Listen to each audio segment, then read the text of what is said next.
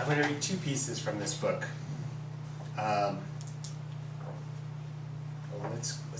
start with the kind of more serious one, and then we'll end with the somewhat less serious one. This one's called Getting Out. I met David Foster Wallace only once at UCLA in October 2004, when we appeared together with a number of other writers at a fundraiser for the Kerry campaign. Remember that one?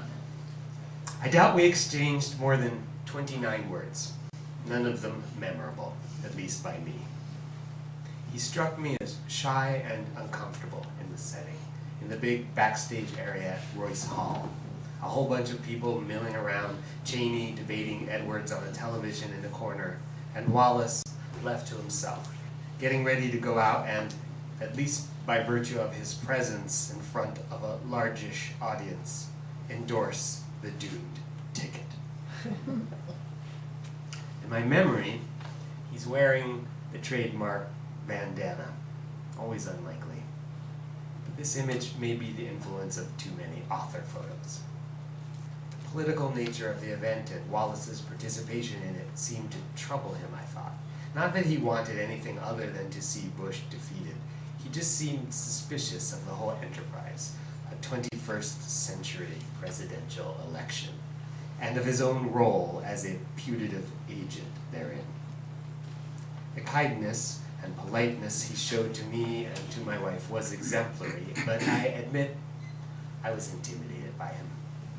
If you had read his formidable work, especially Infinite Jest, which I had failed twice to finish, then it was hard, at least for me, not to feel that Wallace easily could have made more out of you, found more to say on your behalf and by way of explanation of you than you had so far managed to do for yourself. I felt that he was disappointed in me, or maybe in the fact that I evidently cared so much what he thought about me.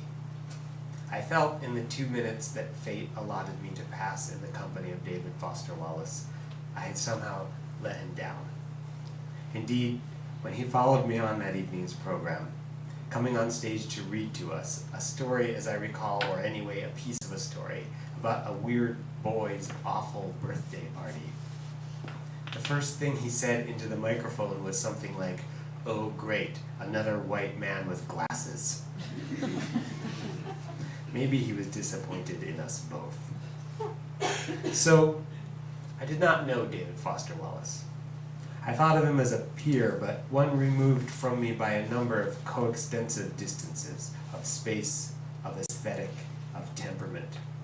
I had found intense pleasure in his essays, and would have been prepared to defend his work as crucial, if not signal, to our time. But his death was the focus of my thoughts for a long time afterward, as if, in a happier world, I had been given the opportunity to know him as a friend. I kept coming back to him in that last moment, hour, day, year of his life, trying to understand and to see, and in some awful way to imagine the finite series of thoughts that led him to take his own life. My first impulse is to assert that suicide is an idea alien to my way of thinking. I guess that's mostly a matter of wiring and fortune. So far, knock wood, I've not suffered enough from any hurt, or sunk deeply enough into any hole to wish that my life, my precious life, were over. At my worst moments, in the darkest, rawest hours nearest to perdition, I've always found myself comforted by a cool voice inside me, whispering that nothing, not even unbearable sorrow, lasts forever. I have that idiot optimism that is 1/4 ruthless and 1/2 mindless. A dangerous and in its own way often fatal trait. And yet the image of suicide fills my work from the first novel to the last. Self-interment, self-negation, and the hope, illusory or certain, of escape from the pain of life make up a central thematic thread in the amazing adventures of Cavalier Clay. The plot of the Yiddish Policemen's Union turns entirely on the mystery of self-murder. One of the heroes of Gentlemen of the Road is almost habitually prevented from killing himself only by his hemp pipe and the careful management of his best friend. And in Wonder Boys, Grady Tripp has never outrun the shadow of the suicidal horror writer August Van Zorn. I keep coming back to the subject to a degree that strikes me now, given my supposed alienation from the act of suicide, as hard to explain. My wife suffers from bipolar disorder, which from time to time has given her ready access to the pain and hopelessness required to cast a comparative luster on the prospect of oblivion. When she gets low, I always imagine her mind as a child folding itself inside one of those three-panel department store mirrors, past and future reaching off in an endless, dim, identical prospect of days, with her own head always right smack there in the way. In early 2005, she posted an entry to her then blog, in which she very calmly and methodically laid out the nature of bipolar II, its burdens and unexpected benefits. In this post, she cited twice a statistic alleging that 1 in 4 people diagnosed with bipolar II eventually kills him or herself. I was in Little Rock, Arkansas at the time, in a low mood myself, no disrespect to Little Rock, because it was gray and chilly, and George W. Bush was still and apparently forever president of the United States.